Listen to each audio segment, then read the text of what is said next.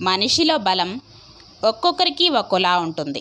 ఒకరికి శారీరక బలం, మరికొందరిది బుద్ధి బలం, మరికొందరికి మానసిక బలం. వీటన్నిటికీ కావలసింది ధైర్యం. అది ముఖ్యం. అది ఒక్క ధర్మంగా బ్రతికేవాడికే ఉంటుంది. ఎందుకంటే అలాంటి వారి వెనుక దైవం అండగా ఉంటుంది కనుక. పసిపిల్లవాడిగా ఉన్నప్పుడు చేసే తప్పులు పాపాలుగా పరిగణించబడవు.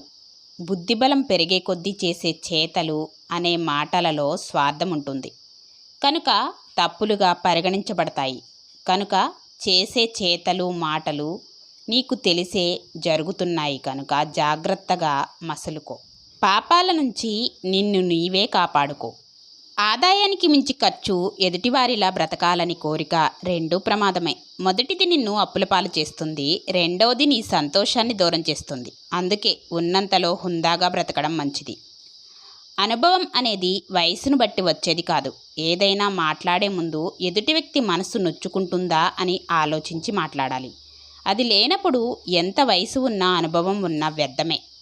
శ్రీకృష్ణుడంతటి వారే భార్య సత్యభామ ధైర్యం, తెగింపు, సాహసాన్ని లోకానికి తెలియజేయడానికే యుద్ధం మధ్యలో విశ్రమిస్తూ ఆ బాధ్యతలను సత్యభామకు అప్పజెప్పాడు. సత్యభామ దుర్గాదేవి అవతారం ఎత్తి రాక్షస సంహారం చేసింది. ఆడవారి శక్తిని గుర్తించిన వారే సకల శుభాలను పొందగలరు.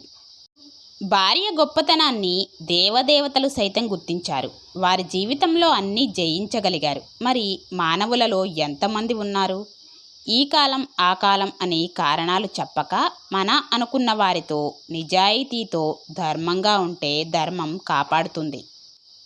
ఇష్టం లేదని ఎవరూ మనతో చెప్పరు. వాళ్ళ ప్రవర్తనను బట్టి మనమే వారిని అర్థం చేసుకోవాలి.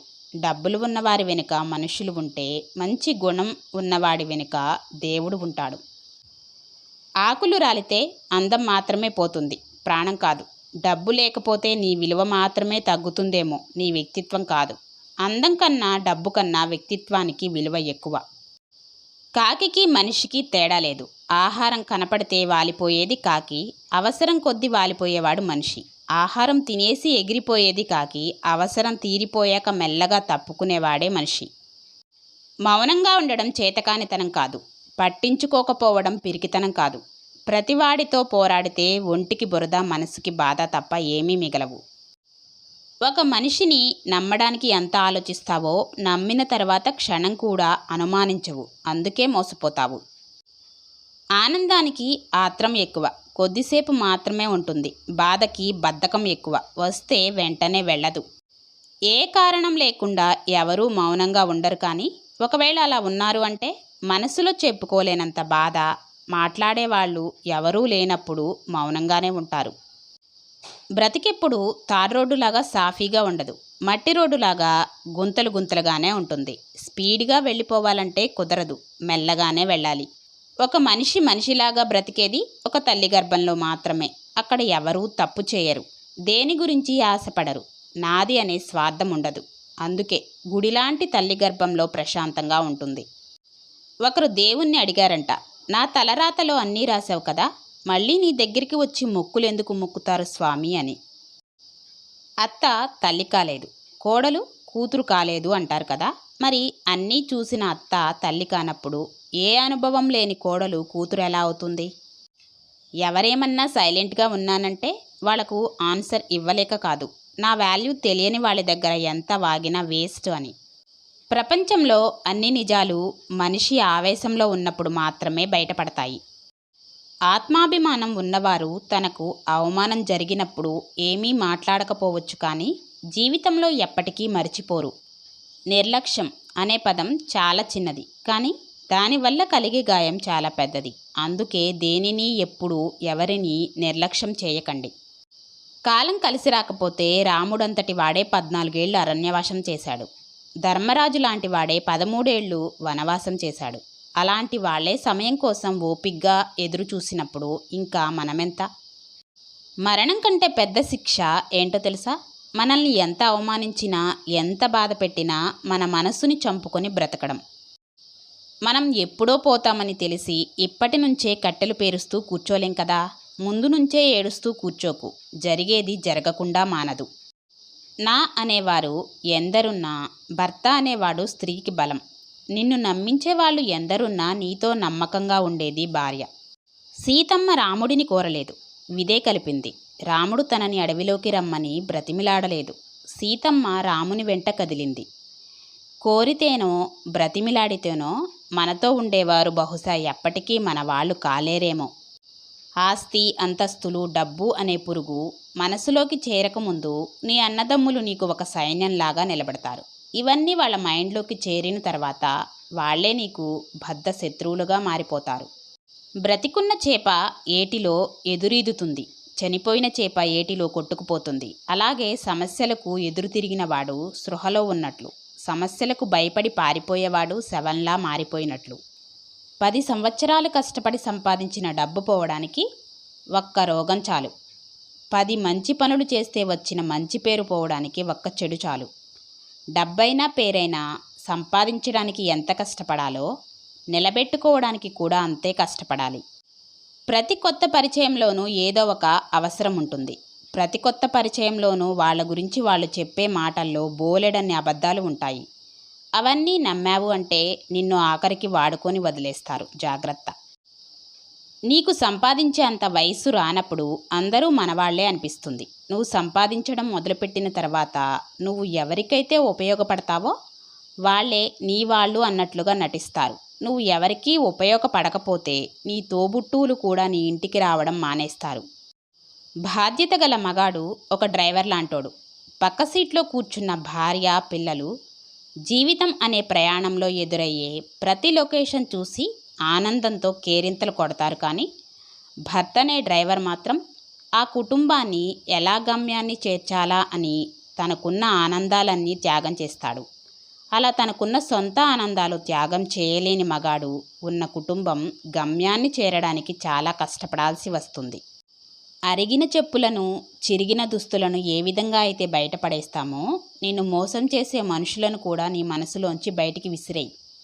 అలా కాకుండా నిన్ను మోసం చేసిన వాళ్ళ గురించి పదే పదే నువ్వు బాధపడుతుంటే అరిగిపోయిన చెప్పులు మెడలో వేసుకొని చిరిగిపోయిన దుస్తులు ధరించి తిరిగేవాడిని ఏ విధంగా అయితే పిచ్చివాడు అంటారో అదేవిధంగా పదే పదే నిన్ను మోసం చేసిన వాళ్ళ గురించి ఆలోచిస్తే నిన్ను కూడా పిచ్చివాడే అంటారు. ఎప్పుడు పెళ్లి చేసుకుంటావు అని మగాడిని అడిగితే బాగా సెటిల్ అయ్యాక పెళ్లి చేసుకుంటా అంటాడు. అదే స్త్రీని ఎప్పుడు పెళ్లి చేసుకుంటావు అని అడిగితే బాగా సెటిల్ అయిన వాడు దొరికితే చేసుకుంటాను అంటుంది. అందుకనే స్త్రీలు ఎప్పుడూ మగాడి చెప్పు చేతల్లో బ్రతుకుతున్నారు. స్త్రీ తన కాళ్ళ మీద తాను నిలబడే శక్తి లేనప్పుడు భర్త రాక్షసుడైనా సరే ఆ బంధం నుంచి తెగతెంపులు చేసుకోవడానికి ఆమెకు ధైర్యం చాలదు. నీ భర్త ఎంత చెడ్డవాడైనప్పటికీ ఆ విషయం పరాయి మగాడి దగ్గర అస్సలు వ్యక్తపరచకు. అప్పటి వరకు నీ భర్త చెడ్డవాడే కావచ్చు. పరాయి మగాడితో చెప్పిన తర్వాత నీ మనసులో నీ భర్తని రాక్షసుడులాగా మార్చేసే పనిలో పడతాడు వాడు. నీ భర్త స్థానాన్ని వాడు తీసుకొని నీ భర్తకు నిన్ను దూరం చేస్తాడు. నువ్వు అన్యాయంగా సంపాదించిన ఆస్తిపాస్తులు పంచుకోవడానికి నీ సంతానం వస్తాదేమో కానీ ఆస్తి సంపాదించడానికి నువ్వు చేసిన పాపం పంచుకోవడానికి ఎవరూ రారు. నీ కర్మకు నువ్వే బాధ్యుడు అవుతావు. గుర్తుంచుకో. నీ ముసలితనంలో నీ పిల్లలు నిన్ను బాగా చూడాలి అని కలలు కనకు. ఇప్పుడు నీ ముసలి తల్లిదండ్రులను బాగా చూడు. ఎందుకంటే నువ్వేం చేస్తావో అదే నీకు నీ పిల్లలు చేస్తారు. భార్యాభర్తల మధ్య జరిగిన చిన్న చిన్న గొడవలు పెద్దవిగా చేసుకోకుండా ఉండాలంటే కొన్ని విషయాలు మర్చిపోవాలి, కొన్ని విషయాలు పట్టించుకోకుండా వదిలేయాలి. అలవాట్ల నుంచి తప్పించుకోవచ్చేమో కానీ వ్యసనం నుంచి తప్పించుకోలేము. సరదాగా మొదలైన ఒక పని తర్వాత అలవాటుగా మారుతుంది. అలవాటును కొనసాగిస్తే అది వ్యసనంగా మారుతుంది.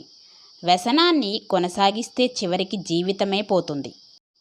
పెళ్ళైన కొత్తలో నీ భర్త అమ్మా నాన్నతో, చెల్లి తమ్ముడితో సరదాగా మాట్లాడుతున్నాడు తప్ప నీతో మాట్లాడాడు అని నువ్వు బాధపడుతున్నావా? అయితే కొంచెం ఓపిక పట్టు. వాళ్ళ బాధలు చెప్పుకోవడానికి వాళ్ళకంటూ ఒక తోడుంది. మరి నా తోడు ఎక్కడా అనే ఆలోచన నీ భర్త చేసినప్పుడు తన మనసులో ఉన్న ఆనందాలు, బాధలు అన్నీ నీతో మాత్రమే పంచుకునే రోజు ఒకటి వస్తుంది. కాస్త ఓపిక పట్టు. నీ చుట్టూ ఉన్న వాళ్ళందరూ మంచివాళ్లే అనుకో, పర్వాలేదు. కానీ నీ చుట్టూ ఉన్న వాళ్ళందరూ నమ్మకస్తులే అని మాత్రం అనుకోకు. నువ్వేం మాట్లాడినా దాన్ని ఊరంతా పాకించే మనుషులకి దూరంగా ఉండు. నువ్వు మాట్లాడిన కొన్ని మాటలకి ఇంకొన్ని మాటలు జోడించి అవి కూడా నువ్వే మాట్లాడావని పుకార్లు పుట్టిస్తారు. ముళ్ళు ఉన్న మొక్కకి నువ్వు ఎంత నీళ్లు పోసినా వాటి స్వభావం మారదు. కొంతమంది వ్యక్తులతో నువ్వెంత ప్రేమగా ఉన్నా, ఎంత మంచిగా ఉన్నా, నువ్వెంత సహాయం చేసినా వంకర బుద్ధి మాత్రం మారదు. మనసు బాధపడేలా ఎవరైనా మాట్లాడితే వారికి సమాధానం చెప్పాల్సిన అవసరం లేదు. మన మౌనమే వారికి మంచి సమాధానం. ఎందుకంటే మనకంటే మంచి సమాధానం కాలమే చెప్తుంది కాబట్టి. ఈ లోకంలో ఎవరు ఎవరికి తోడు ఉండరు. నీకు నువ్వే తోడు. అలా అని ఎవరైనా తోడుంటారనే ఆశలు పెట్టుకున్నట్లయితే చివరికి నువ్వే బాధపడాల్సి వస్తుంది.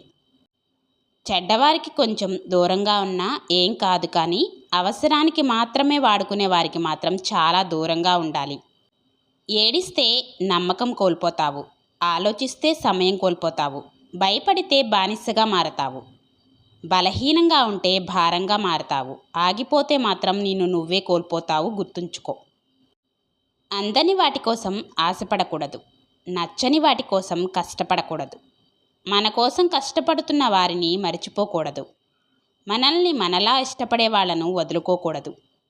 విన్నారు కదా ఫ్రెండ్స్, ఇది ఈరోజుటి వీడియో. వీడియో నచ్చుంటే లైక్ ఇచ్చి మీ ఫ్రెండ్స్, మీ రిలేటివ్స్కి షేర్ చేయండి. నా ఛానల్ని ఫస్ట్ టైం ఎవరైనా చూస్తూ ఉంటే సబ్స్క్రైబ్ చేసుకొని సపోర్ట్ చేస్తారని ఆశిస్తున్నాను. నా నెక్స్ట్ వీడియోతో నేను మీ ముందుంటాను. అప్పటి వరకు బాయ్.